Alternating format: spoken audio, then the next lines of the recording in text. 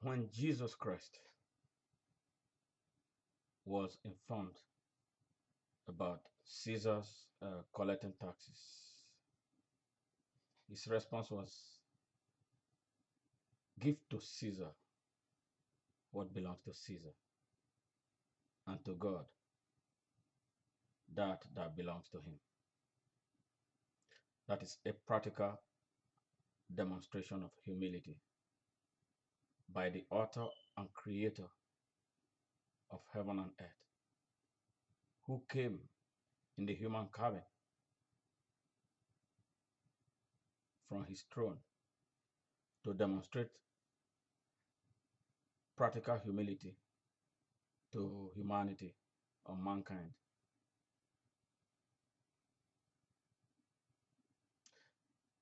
After his death and resurrection,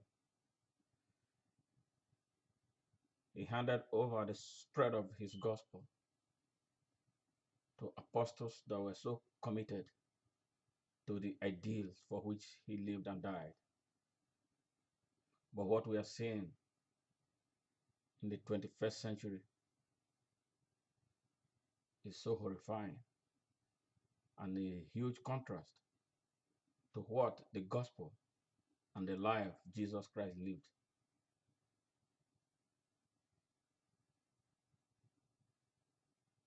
Those who claim to be men of God are a distant shadow of the example that Jesus Christ set. To the extent that they have politicized spirituality, Jesus never left any religion behind for mankind.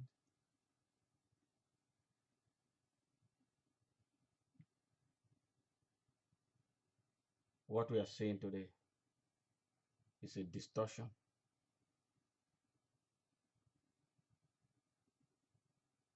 of what God is all about. The men of God today employ brainwash, deceit, and mischief in railroading their followers in the wrong direction. I bring it home to Nigeria, that is home to the highest number of churches on the surface of the earth, but where sin and absurdity are in the highest proportion. What a contrast.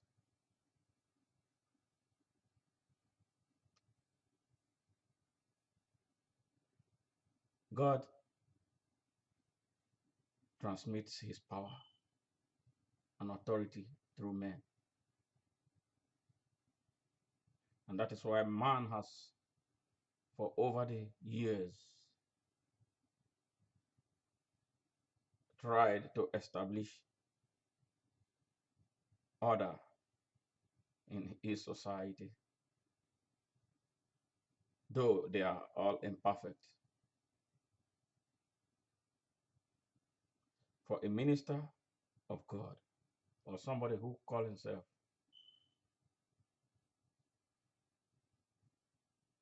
a man of God,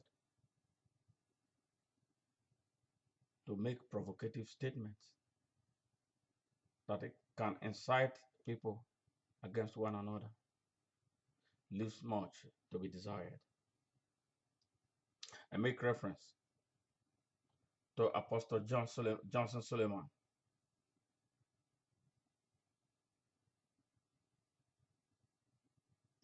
how he threatened the might of the state by his unguarded utterances that could have set the country on fire with such an impunity that he believes that he cannot be questioned because he's above the law.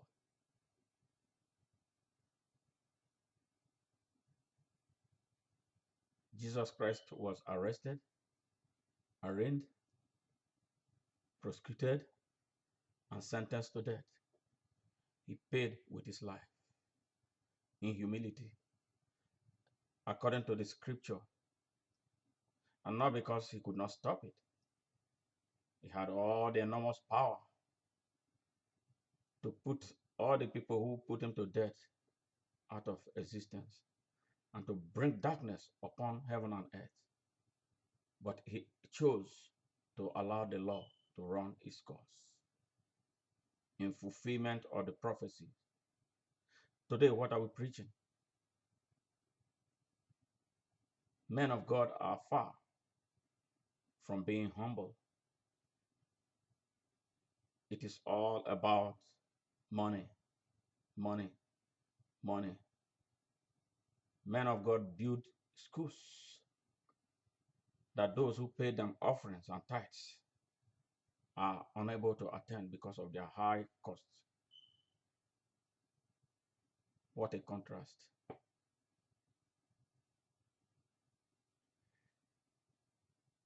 By virtue of the Nigerian Constitution, no human being is above the law.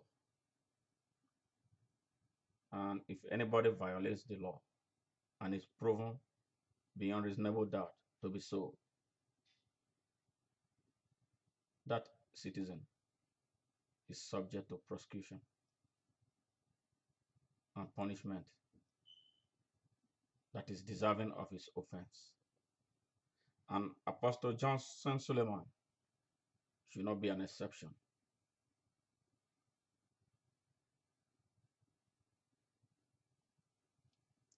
These men of God from both aisle, including those who claim to be imam, preaching hate in their mosque and where they are stockpile arms and ammunition, are equally culpable of this violent assault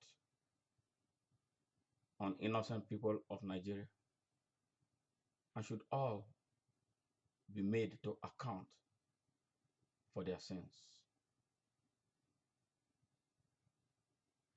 The killings around Nigeria is mostly because of the unguarded statements from these two groups.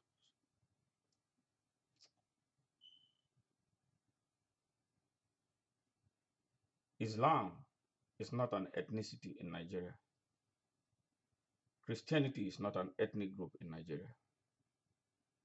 And I find it so difficult to understand why everybody, especially if you are from the southern part of Nigeria, you are automatically a Christian, forgetting that before the advent of those who brought Christianity and Islam to Nigeria, we had our own ways.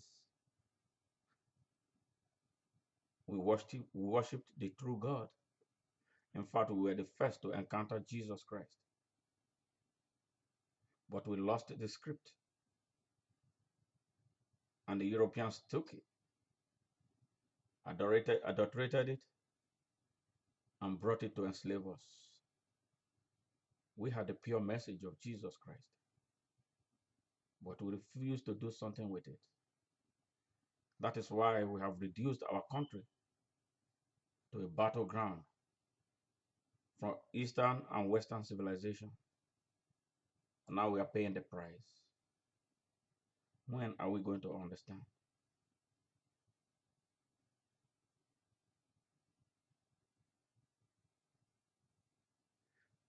To make this matter worse, we make religion such a big issue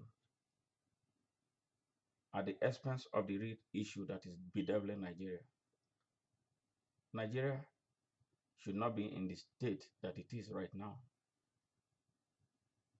A few people who steal our commonwealth made our people so poor, mentally and physically poor, that they cannot reason for themselves. They cannot act for themselves. and they conjoin with these men, these fake men of God, to drive the death knell on our people's minds. This is why we are paying the price. I still can't find it easy to understand why in Nigeria, we pick up a machete or a gun to start killing fellow Nigerians. Or there's trouble in Afghanistan, Nigerians are demonstrating here. There's trouble in Israel, Nigerians are demonstrating here. It appears that Nigeria is hollow. We don't have that firm grip of our citizenship of Nigeria. We don't take our citizenship of Nigeria as seriously as we take the citizenship of other countries to which we are religiously aligned. Religion is supposed to be a personal business, and it shouldn't have been a state religion, a state business. And it is important that the state takes off its hand from issues that has to do with religion.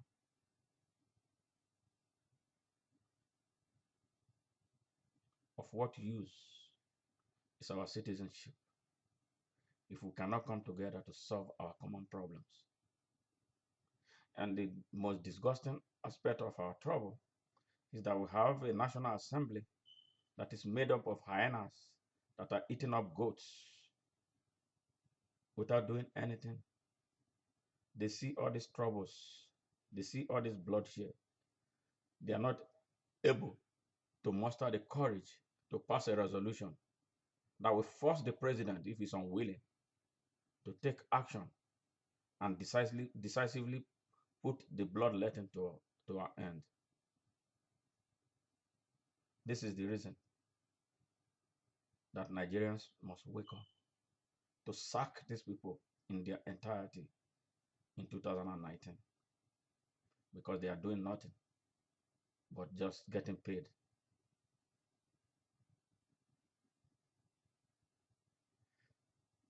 Nigeria has become such a rumor mill of a country where people wake up and concoct stories that do not exist. You can imagine somebody waking up to declare the president of his country dead and celebrating his obituary all over the social media. How how come we have become this wicked? We have become this insensitive. We have become so irresponsible and so careless about our fellow human beings. Why does the president have to die? And honestly, if he dies, he's a human being. He can be sick just as any other person.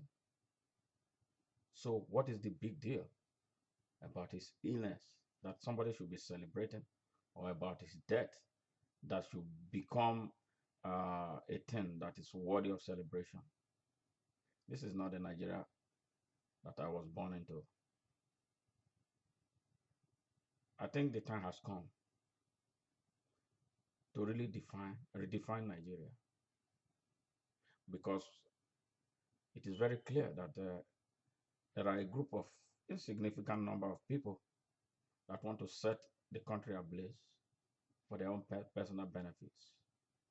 But the common people must not allow them. We must raise our consciousness to understand who our real enemies are. Come to think about it,